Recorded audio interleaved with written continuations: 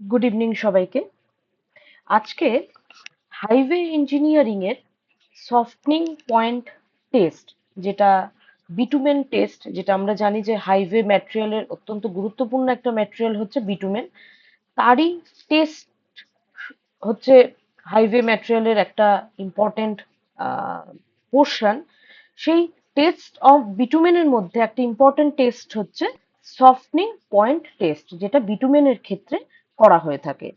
এই টপিকটা আজকে আলোচনা করব ডিটেলসে, কারণ সফটনিং পয়েন্ট টেস্ট থেকে প্রতিবারই কম বেশি গেটেও প্রশ্ন আসে, এবং সরকারি পরীক্ষার ক্ষেত্রেও কিন্তু এখান থেকে ইন্টারভিউ বলো বা রিটেন এক্সাম, এখান থেকে কিন্তু প্রশ্ন আসে। তো তোমাদের সামনে একটা কোশ্চেন আমি এনেছি। সেই কোশ্চেনটা 2021 সালের গেট সেট টুতে সিভিল ইঞ্জিনিয়ারিং এ এসেছিল, 1 মার্কসের একটা কোশ্চেন। যে কি জিজ্ঞাসা করছে, the softening point of bitumen has the same unit as that of. এখানে 4টি ইউনিট দেওয়া রয়েছে: ডিস্টেন্স, টেম্পারেচার, টাইম, ভিসকোসিটি, যেটা কিনা বলছে কোনটা সফটনিং পয়েন্ট অফ বিটুমেনের সাথে এই ইউনিটগুলোর মধ্যে কোনটা সেম, মানে কোনটা এই সফটনিং পয়েন্ট টেস্টের সাথে অ্যাপ্রোপ্রিয়েট অ্যান্সার, সেটা আমাদের এখান থেকে চুজ করতে হবে। তো সবার আগে জানতে হবে যে সফটনিং পয়েন্ট টেস্ট অফ বিটুমেন এটা কি এবং কেন কন্ডাক্ট করব। আমরা যে বিটুমেনের টেস্ট যে করব, এবং জানাটা প্রয়োজন যে কেন কন্ডাক্ট করবো, সফটনিং পয়েন্ট টেস্ট দিয়ে আমরা কি করে থাকি। ঠিক আছে, তো ফার্স্টে আমাদের ডেফিনিশনটা ক্লিয়ার করতে হবে। কেন করি, কিসের জন্য করি, এই ব্যাপারটা ক্লিয়ার করলে আমরা এখান থেকে উত্তরটা পেয়ে যাব যে কোনটা এর অ্যান্সার হবে। ঠিক আছে, তো আমরা কি দেখব, যে টেস্ট অফ বিটুমেন। আমরা কি দেখছি, যে এটা একটা টেস্ট অফ বিটুমেন। আমরা সবাই জানি যে টেস্ট অফ বিটুমেন, বিটুমেন কি পারপাসে ইউজ করা হয়। আমরা জানি যে হাইওয়ে ম্যাটেরিয়ালের ক্ষেত্রে বিটুমেনের কিন্তু অত্যন্ত গুরুত্বপূর্ণ। ফ্লেক্সিবল পেভমেন্ট কিন্তু বিটুমেন ম্যাটেরিয়াল দিয়ে তৈরি করা হয়। ঠিক আছে, সেই বিটুমেনকে যখনই আমরা হাইওয়ে প্রজেক্টে ইউটিলাইজ করব, তার আগে কিছু টেস্ট করা হয়। তার মধ্যে একটা ইম্পর্টেন্ট টেস্ট হচ্ছে সফটনিং পয়েন্ট টেস্ট। তো সফটনিং পয়েন্ট টেস্টটা কি? সফটনিং টেস্টটার নাম হচ্ছে সফটনিং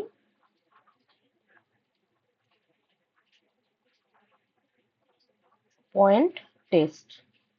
ওকে, এটা বিটুমেনে কন্ডাক্ট করা হয়। সফটনিং পয়েন্ট টেস্ট, আমি এটা শর্টকাটে এসপিটি লিখবো, হ্যাঁ, কারণ অনেক বড় নাম তো, গোটা ক্লাসে আমি এই নামেই লিখবো, SPT.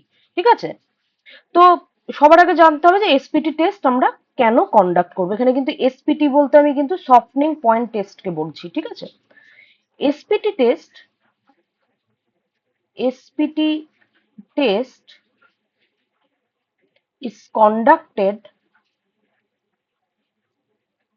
is is conducted to determine, to determine, কি ডিটারমাইন করার জন্য কন্ডাক্ট করা হয়?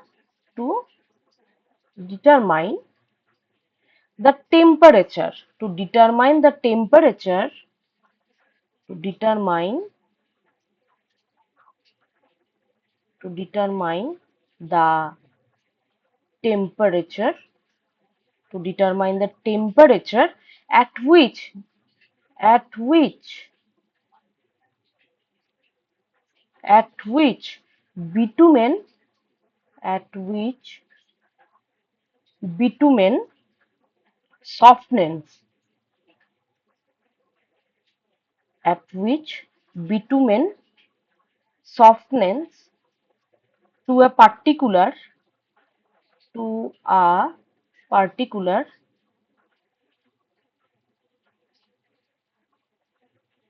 to a particular degree, to a particular degree, কি লিখলাম, to a particular degree under standard condition, under standard condition। কি বললাম কথাটা? বললাম যে এসপিটি মানে তোমার সফটনিং পয়েন্ট টেস্ট ইজ কন্ডাক্টেড, এই টেস্টটা কন্ডাক্ট করা হয় কখন, যখন কিনা টু ডিটারমাইন করার জন্য কি, the temperature at which bitumen softens, মানে বলা হচ্ছে যে একটা এর যে টেম্পারেচারে বিটুমেনটা সফট হয়ে যাবে, ঠিক আছে, to a particular degree under standard condition, একটা স্ট্যান্ডার্ড কন্ডিশনে যে টেম্পারেচারে বিটুমেন সফট হবে, সেটা কিনা আমরা এই টেস্টের মারফত বা এই টেস্টের দ্বারা, এই টেস্ট কন্ডাক্ট করে আমরা সেটা এখান থেকে রেজাল্ট নেব। ঠিক আছে, আমরা জানতে পারলাম যে কি, যে এসপিটি টেস্ট কন্ডাক্ট করা হয় কেন, টু ডিটারমাইন দ্য টেম্পারেচারটা ডিটারমাইন করব যে যে টেম্পারেচারে বিটুমেন সফট হবে, কারণ আমরা জানি কি বিটুমেন একটা হার্ড ম্যাটেরিয়াল। ঠিক আছে, বিটুমেন যে টেম্পারেচারে ও সফট হবে সেটাই কিনা আমরা এখানে স্ট্যান্ডার্ড কন্ডিশন ক্রিয়েট করব এই টেস্টের মারফত, সেখান থেকে আমরা এর রেজাল্টটা পাবো যে কোন টেম্পারেচারে বিটুমেনটা সফট হচ্ছে। ঠিক আছে, ওকে। আর কি জানি আমরা, আমরা জানি যে since bitumen does not bitumen does not bitumen does not bitumen does not have a fixed melting fixed melting fixed melting point. ঠিক আছে, আমরা কি জানি যে বিটুমেনের কিন্তু কোনো ফিক্সড মেল্টিং পয়েন্ট নেই। ঠিক আছে, তাহলে এই টেস্টটা তাহলে কি ইন্ডিকেট করছে, SPT test the SPT test the test indicates the SPT test indicates the টেম্পারেচারটা ইন্ডিকেট করছে। ঠিক আছে, indicates the temperature at which at indicates the temperature at which it becomes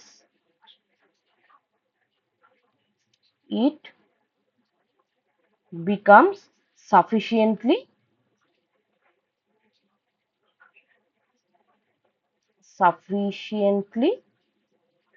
soft। ঠিক আছে, এই টেস্টের মাধ্যমে আমরা টেম্পারেচারটা জানতে পারবো যে টেম্পারেচারে কিনা এই মেটেরিয়ালটা সাফিসিয়েন্টলি তো তোমার সফট হচ্ছে।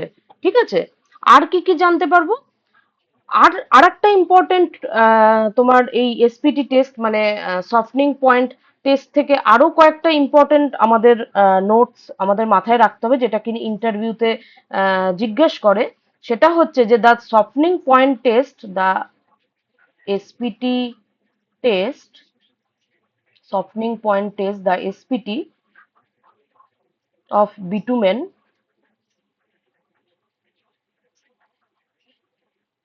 of bitumen is usually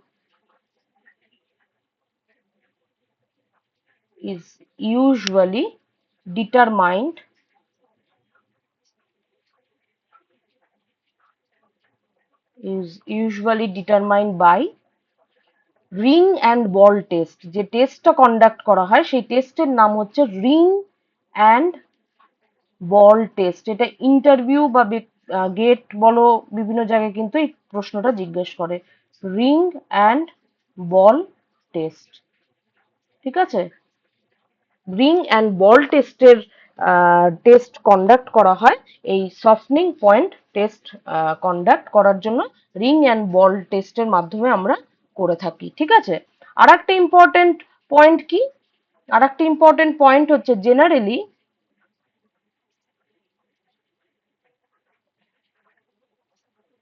generally আমরা কি জানি, higher higher softening higher softening point যদি হায়ার হয়, বেশি হয়, সফটনিং পয়েন্ট হায়ার ইন্ডিকেটস, এটা ইন্ডিকেট করবে কি, এগুলো এটাও জিজ্ঞেস করে ইন্টারভিউতে। Indicates lower temperature, indicates lower temperature susceptibility. Okay, এটা কিন্তু সাসেপ্টিবিলিটি, এটা কিন্তু ইন্টারভিউতে জিজ্ঞেস করে। ওকে, আর কি জিজ্ঞেস করে? অ্যান্ড ইজ প্রেফার্ড, এটা কোন ক্ষেত্রে প্রেফার হবে? যদি হায়ার সফটনিং পয়েন্ট হয় তাহলে কোন ক্ষেত্রে এই ধরনের ম্যাটেরিয়াল আমরা কখন কোথায় ইউজ করব? And it is preferred, it is preferred, it is preferred in warm condition, যেখানে টেম্পারেচার তোমার অনেকটা বেশি থাকবে, সেই ক্ষেত্রে কিন্তু তোমার হায়ার সফটনিং পয়েন্ট যখন বিটুমেনের ক্ষেত্রে আসবে, সেই বিটুমেন কিন্তু আমরা ইউজ করব। ঠিক আছে, ইন ওয়ার্ম কন্ডিশন বলতে পারো, বা ক্লাইমেটস, সব থেকে ভালো ক্লাইমেটস। ঠিক আছে, ওকে, এই এই পয়েন্টগুলো কিন্তু অবশ্যই মাথায় মনে রাখবে। ঠিক আছে, এই এই জায়গাগুলো কিন্তু প্রতিটা ক্ষেত্রে কিন্তু ইন্টারভিউতে জিজ্ঞেস করে। ঠিক আছে, আরো কিছু ইম্পর্টেন্ট জায়গা আছে, আরো কিছু ইম্পর্টেন্ট জায়গা আছে যেটা কিনা তোমাকে জানতে হবে। সেই সফটনিং পয়েন্ট টেস্টের ক্ষেত্রে আর কি কি জায়গা আছে, কিছু কিছু জায়গায় কিন্তু এই টেস্টটাও কিন্তু জিজ্ঞেস করে ইন্টারভিউতে। কিন্তু এই টেস্টও মাঝে সাঝে যদি সেরকম ভালো প্রফেসর যদি ইন্টারভিউ প্যানেলে থাকে, সেখানে কিন্তু এই ইন্টারভিউতে কিন্তু এই ধরনের জিনিস জিজ্ঞেস করে সফটনিং পয়েন্টে কি, যে সফটনিং পয়েন্ট টেস্টটা কিভাবে কন্ডাক্ট হচ্ছে। ঠিক আছে, কিভাবে কন্ডাক্ট হয়? এ ব্রাশ রিং, এ ব্রাশ রিং, ঠিক আছে, এ ব্রাশ রিং কন্টেনিং, একটা ব্রাশ রিং এর মতন থাকে, রিং এর মধ্যে থাকে, তার মধ্যে স্যাম্পেলটা থাকে, কন্টেনিং, স্যাম্পেল বলতে এখানে বিটুমেনের কথা বলা হচ্ছে, containing a brush ring containing test sample of bitumen, test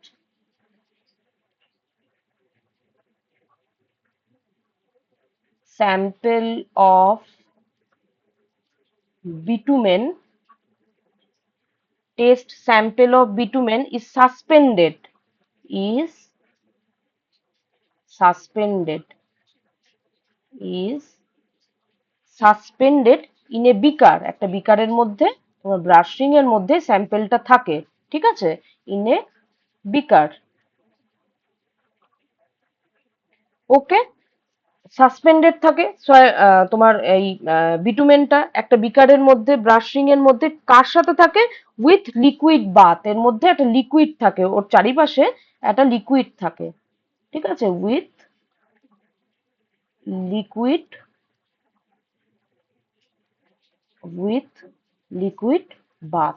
ঠিক আছে, কি বললাম? এই brass ring containing test sample, যে স্যাম্পেলটা নেবো, যে বিটুমেন স্যাম্পেলটা নেবো, বিটুমেন একটা ব্রাশ রিং এর মধ্যে স্যাম্পেলটা থাকে সাসপেন্ডেড ইন এ বিকার, বিকারের মধ্যে লিকুইড দেওয়া থাকে, সেই লিকুইডের মধ্যে সেই টেস্ট স্যাম্পেলটা কিন্তু থাকে। এবার প্রশ্ন হচ্ছে, এখানে আরো আরো কিছু জিজ্ঞাসা করে ইন্টারভিউতে, যে তুমি যে লিকুইডটা ব্যবহার করবে, কোন লিকুইড, কি লিকুইড ব্যবহার করা হয়। ঠিক আছে, এটা কিন্তু অনেকে জিজ্ঞেস করে, অনেকে কিন্তু বলতে পারে না। লিকুইড হচ্ছে ওয়াটার ইজ ইউজ, লিকুইডটার যে ব্যবহার করব সেটা হচ্ছে water, water is used, water is used as the bath, bath হিসাবে আমরা ওয়াটার ইউজ করব। কখন? As the bath. এখানেও একটা কন্ডিশন দেওয়া রয়েছে। ঠিক আছে, সবসময় কিন্তু ওয়াটার ইউজ করা যাবে না। কোন কোন ক্ষেত্রে ওয়াটার ইউজ করব, করব না? If, if the softening point, if the softening point is less than, is less than 80 degree centigrade, যদি 80 ডিগ্রি সেন্টিগ্রেডের ক্ষেত্রে আমাদের স্যাম্পেল থাকে, যে 80 ডিগ্রি সেন্টিগ্রেডের কম আমাদের স্যাম্পেল কন্ডিশন রয়েছে টেস্ট করার ক্ষেত্রে, তখন আমরা যে ওয়াটারটা নেব, যে সাসপেনশন বিকারের মধ্যে যে থাকবে লিকুইড বাথটা থাকবে, অ্যাজ এ লিকুইড আমরা ওয়াটার ইউজ করতে পারি। ঠিক আছে, যদি আমাদের টেস্ট স্যাম্পেলের কন্ডিশন থাকে যে 80°C কম আমাদের লাগবে, তখন আমরা ব্যবহার করলাম। কিন্তু যদি 80°C বেশি হয় তাহলে কি করব, এটাও ইন্টারভিউতে জিজ্ঞাসা করে যে 80°, আমার প্রয়োজন হলো যে আমি যে টেস্টটা কন্ডাক্ট করছি সেখানে টেম্পারেচার থাকবে 80°-র বেশি, তখন আমরা কি করব, তখন বলছে যে গ্লিসারিন ব্যবহার করতে। তখন এই বাথ হিসাবে আমরা গ্লিসারিন, ঠিক আছে, আমরা ব্যবহার করব হচ্ছে glycerine. Glycerin is used for temperature for temperature temperature greater than 80°C।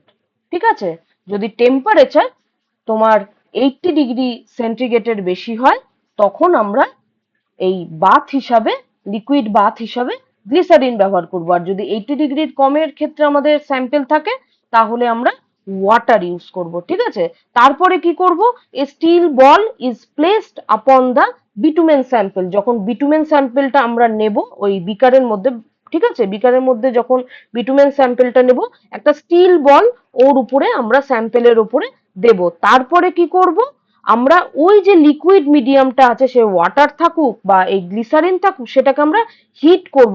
কতটা টেম্পারেচার কতটা নেব, টেম্পারেচার হবে, হিট টেম্পারেচার হবে, লিকুইডটা যে হিট করব, হিট টেম্পারেচার হবে, এটাও ইন্টারভিউতে জিজ্ঞাসা করে, হিট টেম্পারেচার হবে 5°C/মিনিট।